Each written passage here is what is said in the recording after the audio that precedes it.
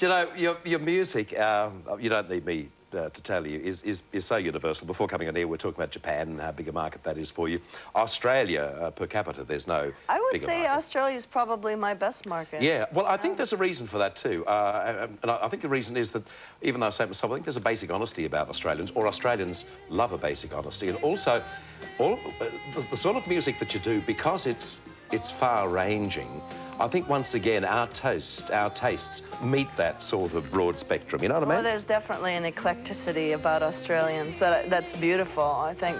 Well, you can see that in the way people dress and the way and the restaurants, and very diverse culture, and I think that's very positive and healthy. Someone from the record company told me after your last visit that you didn't get a hard time here. In other words, wherever you went, I mean, there were people wanting to talk to you and clamour and the whole thing, but it wasn't difficult for you because you said there was a sort of an honesty, or the approach that they used you liked. Yeah, no, the journalists are very fair here. I mean, they ask some tough questions, but that gives you an opportunity to, you know, expound on your beliefs. So I really love coming here. I love touring here. When I was here last year, it was great audiences, and the journalism is a nice standard. So that's How's the standard of journalism now in America?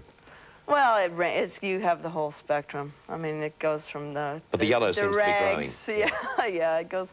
Well, I don't know. Yeah, it does. I would rather sort of hold my tongue on that issue, because I could probably use up your whole program getting on a soapbox. Have you sued in the past? No, I'm not that type of person, because it's not worth it. But it must be hard though when you see a headline which is totally and utterly not only untrue but scandalous.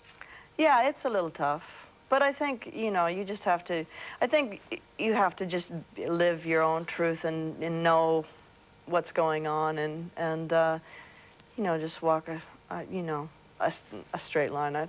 How can I say that? A gay line. Yeah. Just walk forward and onward, ever onward. Onward, yeah, and just, you know, live your life. When did you originally your music was labelled as country and western, but it's very hard to put it into any pigeonhole now. Is it because of that eclectic quality that you were talking about before that you have?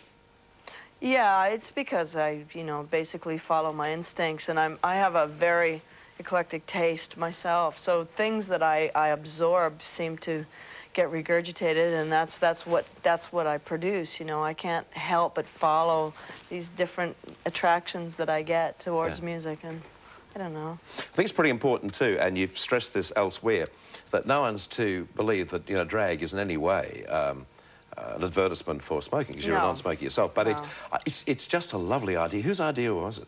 Oh, it was, I guess, wherever ideas come from, it popped into my head.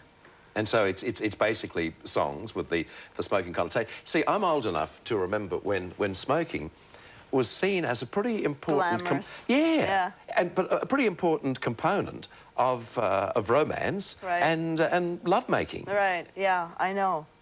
It's extremely interesting historically to follow cigarettes in our society and how it's gone from romance and glamour to the basic antichrist now in the States. It's like you have to smoke 15 feet from a building outside. Pretty much getting like it, really... Have you ever smoked at all?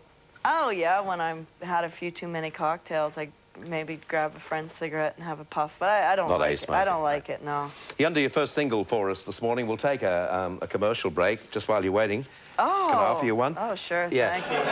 And we'll be back with you right after. I almost stuck the lit end in my mouth. Well, it can be fun, whatever turns you on. We're back with you after this break with the one, the only, K.D. Lang. Nice to see you again. That's a good story.